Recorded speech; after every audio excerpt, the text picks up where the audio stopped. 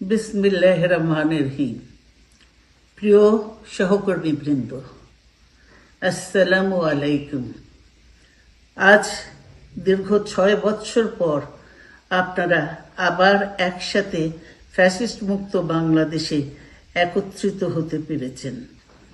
সেই জন্য আল্লাহর কাছে হাজার শুকরিয়া আদায় করছি। দীর্ঘ ফ্যাসিবাদী বিরোধী সংগ্রামে যারা শহীদ হয়েছেন এবং সম্প্রতি জুলাই আগস্টের ফ্যাসিবাদী শাসকদের নির্মম ভয়াবহ দমন নীতির কারণে গণহত্যায় যারা শহীদ হয়েছেন তাদের প্রতি আমি শ্রদ্ধা জানাচ্ছি। যারা আহত হয়েছেন তাদের প্রতি জানাচ্ছি আন্তরিক সমবেদনা। আমি চিকিৎসার কারণে যুক্তরাজ্যে অবস্থান করলেও আমি সব সময় আপনাদের পাশেই আছি। দীর্ঘ 15 বছর গণতন্ত্রের জন্য, আমার মুক্তির জন্য আপনারা যে নিরন্তর সংগ্রাম করেছেন এবং আমাদের অসংখ্য সহকর্মী প্রাণ দিয়েছেন, জুলুম নির্যাতনের শিকার হয়েছেন এবং প্রায় 1.25 লক্ষ মিথ্যা মামলায় জর্জরিত হয়েছে, এখন আদালতের বারান্দায় ন্যায় বিচারের জন্য ঘুরে বেড়াচ্ছেন। আপনাদের এ ত্যাগ শুধু দল নয়, জাতি চিরকাল স্মরণ রাখবে। দেশ আজ এক সংকটময় সময় অতিক্রম করছে। আপনাদের এবং ছাত্রদের সমন্বিত আন্দোলনের ফলে ফ্যাসিস্ট শাসকেরা বিদায় নিয়েছে। একটা অন্তর্বর্তীকালীন সরকার গঠিত হয়েছে।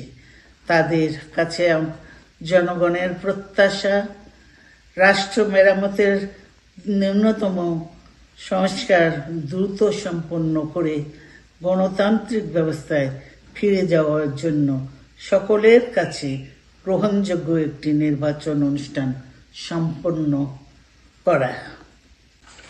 আমার অবর্তমানে দলের ভারপ্রাপ্ত চেয়ারম্যান, সিনিয়র নেতৃবৃন্দ এবং আপনাদের সকলকে সাথে সঙ্গে নিয়ে নিরন্তর কাজ করে দলকে সুসংহত করেছেন।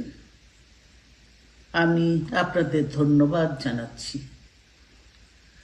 আমি বিশ্বাস করি আপনারা শহীদ প্রেসিডেন্ট জিয়াউর রহমানের আদর্শে আরো উজ্জীবিত হয়ে আগামী নির্বাচনে সাফল্যের জন্য ঐক্যবদ্ধভাবে কাজ করবেন।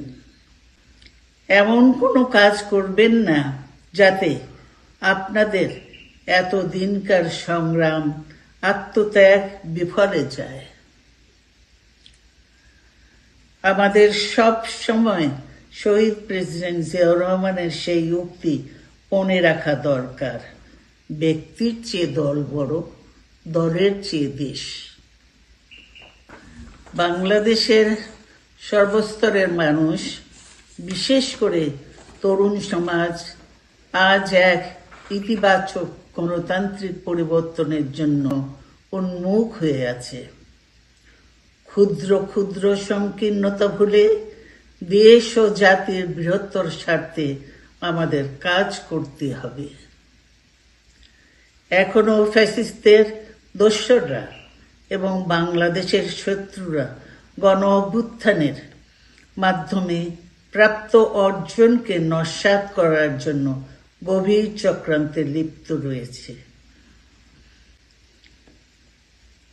ইস্পাত কঠিন ঐক্যের মাধ্যমে জনগণকে সঙ্গে নিয়ে এবং চক্রান্তকে ব্যর্থ করে দিতে হবে। গণতান্ত্রিক বাংলাদেশ বিনির্মাণের জন্য আমাদের সকলকে একযোগে কাজ করতে হবে। আসুন আমরা আগামী দিনগুলোতে শহীদ জিয়াউর রহমানের স্বপ্নের আধুনিক, সমৃদ্ধ ও গণতান্ত্রিক বাংলাদেশ বিনির্মাণের জন্য আমাদের সর্বশক্তি নিয়োগ করি এবং এত ত্যাগের বিনিময়ে প্রাপ্ত এ অর্জনকে সুসংগত এবং ঐক্যকে আরো বেগবান করি। আমি যুক্তরাজ্য থেকে অসুস্থ অবস্থায় আপনাদের আহ্বান জানাতে চাই, আসুন জনগণকে সম্পৃক্ত করে বাংলাদেশ জাতীয়তাবাদী দলকে পূর্বের ন্যায় আন্দোলন, সংগ্রাম ও রাষ্ট্র পরিচালনায় নেতৃত্ব প্রদানে আরো ঐক্যবদ্ধ এবং সুসংগতভাবে গড়ে তুলি।